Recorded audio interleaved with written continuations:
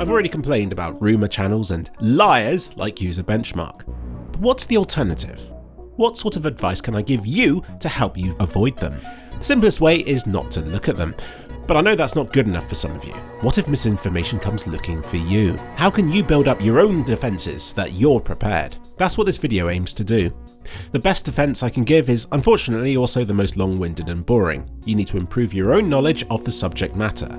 Just like with tutorials, a video like this telling you what to do can only achieve so much. The rest has to come from you, putting in the hours and doing the research for yourself.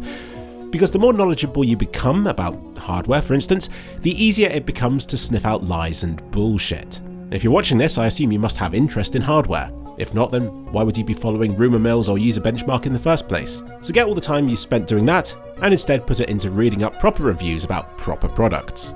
Stuff that's out, stuff that can be thoroughly tested by numerous outlets. Forget about what's yet to be released. That will come eventually, as will your knowledge of what to trust on that front.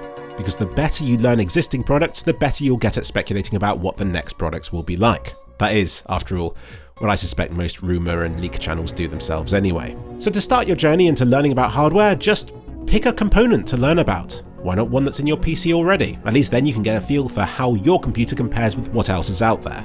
Once you've picked your component, like your processor or graphics card, begin looking up actual reviews for it on proper sites. If you like watching videos on YouTube, then Gamers Nexus or Hardware Unboxed provide decent in-depth testing and reviews, with a handy conclusion section to help summarise stuff quickly. Though I also recommend you look at the average of all the games tested for a good guide of how capable those components are compared with everything else. If you prefer written guides though, I actually like Tech PowerUp right now. AnandTech is good for older products, Guru 3D almost always has a review of some sort to fall back on, but I know whichever resource I suggest, someone somewhere will disagree with me and say why the site is bad.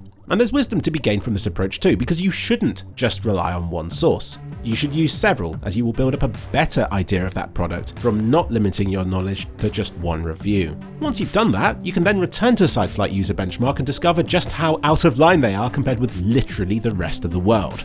Well done, you can now spot bullshit. Unless you want to believe their claims that the entire world is in on a conspiracy to fool you and that only their site can be trusted. Now for the big question. What's wrong with Userbenchmark and what should you use instead? For this, it actually took some learning on my part. I suppose having learned about hardware from other sources, my experience with Userbenchmark has typically been to click on it, look at figures and be like, ugh, and then to click off it again. So I've had to learn why so many people like to use this site. And I think it's because it appears to be this one-stop place where you can test your own hardware and see how it compares against every other component out there. There's no nuance, it can just reduce a component down to a few simple metrics. Very easy to understand. Why would you need anything else? It seems like a magical site, and it's weird why no other sites have attempted something similar. And to see why Userbenchmark's approach isn't good, it requires you to change your perspective a bit. The reason no other site attempts to do what it's doing is because comparing every component against every other component requires so much sacrifice, so much compromise, that the resulting metrics become almost pointless. What's the best kind of benchmark? If you play Counter-Strike, the best benchmark for you would be for your components to be tested against other components in Counter-Strike, because that will 100% show how your components fare against others in the thing you're using your PC for. Userbenchmark is kind of the opposite for that. In order to be able to compare everything against everything else, it creates its own benchmark full of very weird, very specific tests. So the site is only really showing you how your hardware compares against other hardware in these weird abstract tests which don't translate that well into reality. Especially once Userbenchmark has weighted them all according to a weird formula that they've been seen to be changing in favour of one company's products over another's in the past. It's why real reviews of products will test them in real world scenarios. They'll see how products will fare in games you might actually be playing, or in applications you might be using. And if nothing else, you can just take those specific results and learn something useful from them. Whereas with Userbenchmark's bizarre benchmarks, you can't really do that. So how does something like Userbenchmark compare against things like 3D Mark? I definitely prefer 3D Mark, if for no other reason than because it's not trying to make itself out as being something it isn't. It's very clearly just comparing products against each other in its own tests, which attempt to stress your components in maybe a more realistic way than Userbenchmark's benchmarks do. Because remember, this is one of Userbenchmark's results. How useful.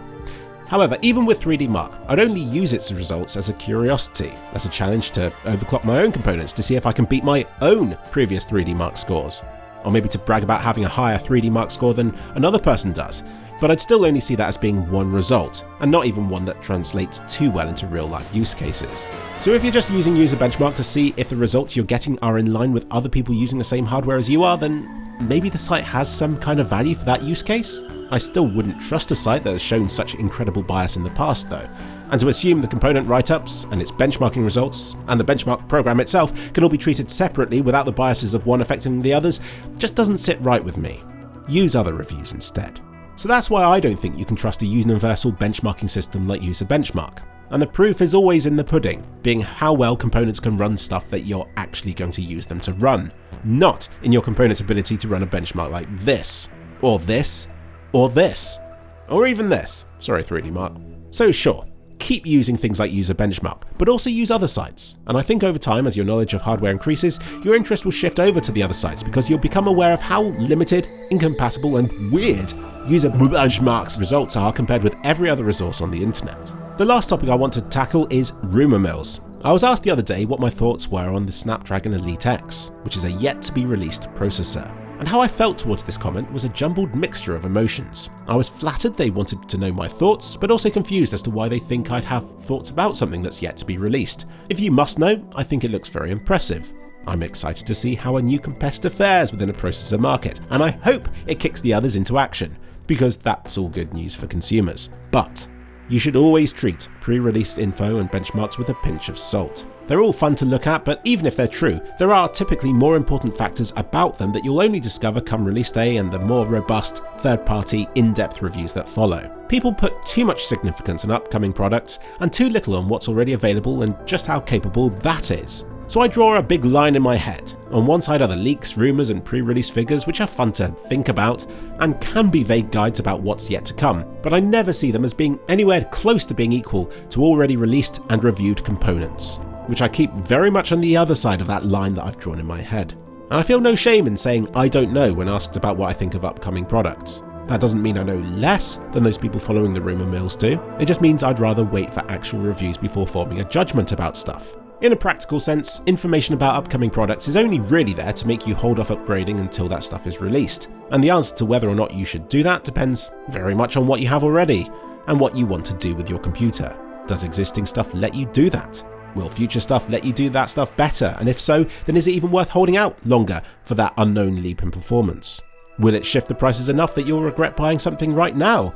There is value to knowing that stuff, or at least to considering it. I sure as hell wish I had done that when buying my laptop 20 years ago. Link to that video on screen now. But please, remember the truth is always more nuanced and more complicated and more bitty than any Userbenchmark rating can ever be, than any leak could ever be. Whatever you choose to buy, at any time, will always be a gamble of sorts, and will only ever be fully judged with hindsight years after.